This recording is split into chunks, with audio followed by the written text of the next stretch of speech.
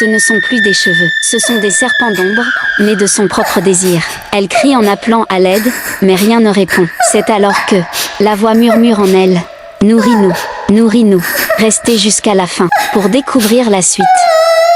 Dans un village oublié au bord du fleuve Ganza, là où les anciens affirmaient que les esprits habitaient encore les arbres et que les eaux parlaient aux enfants, vivait une jeune fille nommée Zena. Elle était belle de visage, au regard profond et à la peau sombre comme l'écorce des grands baobabs, mais elle portait depuis toujours une malédiction silencieuse, elle n'avait aucun cheveu. Pas un duvet, pas une mèche, pas même une trace de follicule sur son crâne lisse et froid comme la pierre polie. Dès sa naissance, sa mère, Kofa, avait essayé toutes les décoctions, les racines sacrées, les feuilles de baobab bouillies avec du miel noir, les bénédictions des prêtresses, rien n'y fit. Zena grandit sous les moqueries, les murmures, les regards obliques des anciens et des jeunes. Esprit du vent, criaient les enfants en courant autour d'elle. Une femme sans couronne est une calebasse vide, disaient les vieilles mères. Comment un homme pourrait-il désirer cela, ricanaient les jeunes chasseurs. Mais Zena tenait bon, se forgeant une dignité silencieuse, épaulée par un seul véritable ami, Kalou, fils d'un herboriste réputé. Il la connaissait depuis l'enfance. Quand elle pleurait sous le grand fromager, il l'écoutait. Quand elle voulait disparaître, il lui rappelait que les cheveux ne sont qu'un détail sur une beauté plus vaste. Mais les paroles de Kalou, bien qu'emplies de sincérité, ne parvenaient jamais à éteindre le feu qui brûlait en elle. Elle rêvait, la nuit, de tresses longues qui caresseraient sa nuque, d'ondulations épaisses balayant son dos lorsqu'elle danserait sur la place du marché. Elle voulait sentir les regards envieux et les soupirs d'admiration. Et un jour, le destin frappa à sa porte. C'était un soir étrange. Le ciel s'était teinté d'une couleur cuivre, et les corbeaux, qu'on ne voyait jamais dans cette saison, tournaient au-dessus des toits comme s'ils attendaient quelque chose. Un homme, vêtu d'un long manteau rouge bordé de symboles anciens, se présenta chez elle. Il s'appelait Dukandari. Il venait de l'autre côté des montagnes, disait-il, là où la terre était rouge sang et les rites plus anciens que la mémoire humaine. J'ai entendu parler de ton affliction, jeune fille. Moi, je peux te guérir. Zena le regarda, méfiante. Guérir? Vous avez un remède? Mieux qu'un remède. Un pacte. Il lui proposa le mariage. En l'épousant, il lui offrirait ce qu'aucune plante ni aucun esprit n'avait jamais su lui accorder, une chevelure dense, éclatante, éternelle. Sa mère tomba à genoux, remerciant les ancêtres. Son père versa des larmes. Enfin, leur fille serait honorée, mariée, bénie.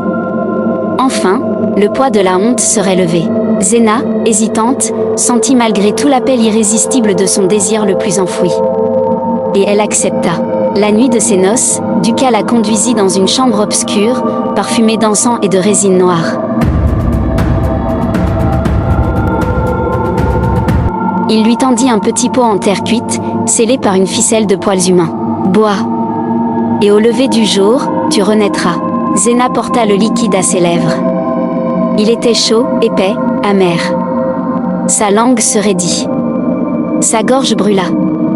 Puis plus rien. Un noir profond. Au matin, elle ouvrit les yeux. Le monde était différent. Un poids inhabituel sur sa tête. Elle porta la main à son cuir chevelu, et laissa échapper un cri. Des cheveux. Des mèches longues, épaisses, brillantes. Des tresses naturelles qui pendaient jusqu'à sa taille. Elle se leva d'un bond, courut vers le miroir de cuivre. Une reine. Une véritable reine l'observait. Pour la première fois de sa vie, elle était belle à ses propres yeux. Quand elle sortit, les voix s'arrêtèrent dans le village. Les regards se figèrent. Les bouches béantes ne trouvaient pas de mots. C'est elle. Zena, elle a des cheveux maintenant. Mon Dieu, Zena marcha à droite, le menton haut, enivrée par les murmures admiratifs. Les femmes la saluaient avec respect. Les hommes baissaient les yeux, honteux de l'avoir jadis moquée. Mais Kalou, lui, observait en silence. Et ce qu'il vit, le glaça. Les cheveux. Ils ne bougeaient pas comme des cheveux.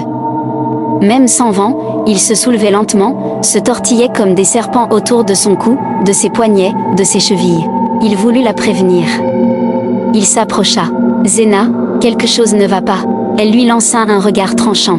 Pourquoi gâches-tu ma joie, Kalou? Pourquoi toi aussi, tu veux m'enlever ce que j'ai enfin obtenu? Kalou recula. Elle s'éloigna, porté par une fierté nouvelle. Mais à peine quelques heures plus tard, les signes commencèrent. Un picotement. Puis des chuchotements dans le vent. Les mèches se mettaient à s'allonger toutes seules. Une nuit, alors qu'elle dormait, elle sentit l'une d'elles rentrer dans sa bouche. Elle se réveilla en suffoquant. Que m'arrive-t-il ?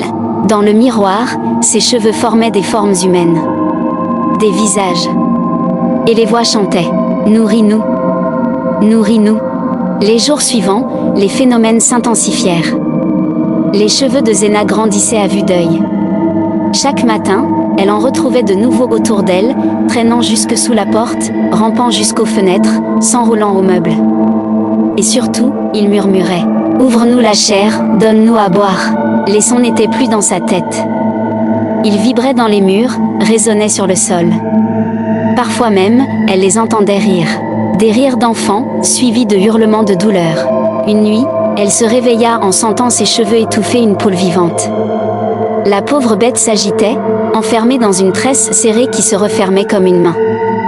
Lorsque le cou craqua, Zéna hurla. Mais ses cris se perdirent dans la chambre, comme étouffés par les mèches.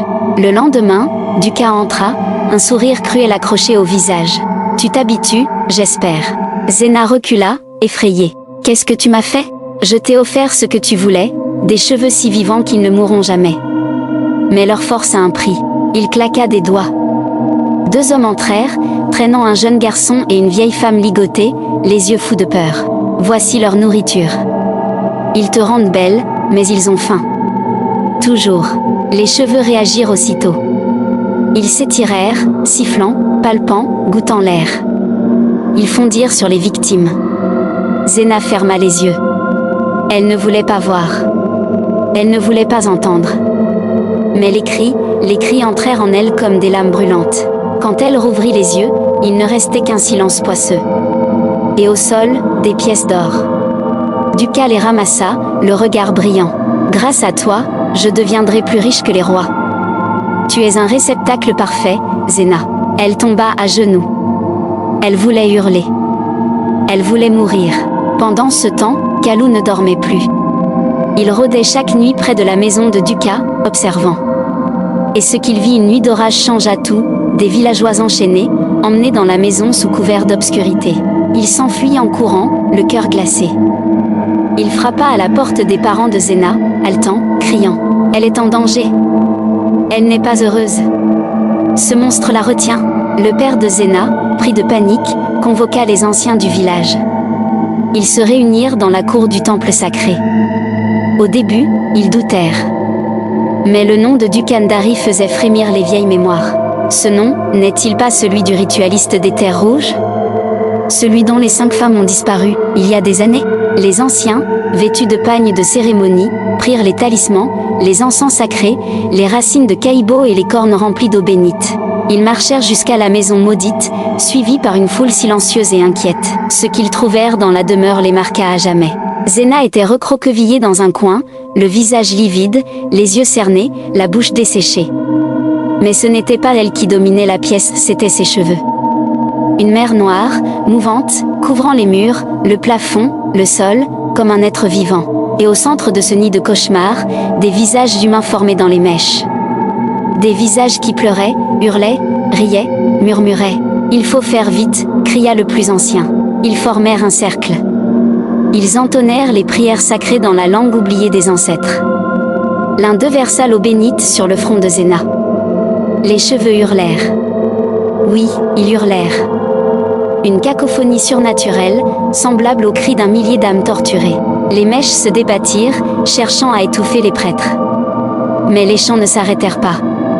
Les amulettes brûlèrent, les encens jaillirent, et l'un des anciens frappa le sol avec un sceptre d'ébène. Par la parole du premier souffle, nous vous rompons. Une lumière blanche surgit. Les cheveux se ratatinèrent, brûlèrent, fondirent comme du goudron au soleil. Zéna s'effondra, libérée. Lorsque Duka revint à son domicile, la foule l'attendait. Il tenta de s'enfuir, mais les hommes du village le rattrapèrent. Il fut traîné devant le grand arbre de la justice, pieds liés, visage dans la poussière. Il n'y eut pas de procès. Les preuves suffisaient. Les morts réclamaient vengeance. Et sous les cris de colère, les larmes des familles, Duca fut exécuté, enterré sans cérémonie, son nom rayé des mémoires. Zena, affaiblie, fut ramenée chez elle. Pendant des semaines, elle ne parlait pas. Elle dormait peu. Elle se réveillait en hurlant, griffant son crâne chauve comme si elle pouvait encore sentir les cheveux serpentés. Mais Kalou, lui, restait à ses côtés. Il l'aidait à manger. Il chantait doucement pour elle. Il tenait sa main sans rien attendre. Il savait qu'elle avait été brisée, et qu'elle devait se reconstruire seule. Un jour, alors qu'elle s'asseyait à l'ombre du fromager, le vent souffla doucement sur sa tête nue. Elle sentit la brise, non comme une moquerie, mais comme une caresse du ciel.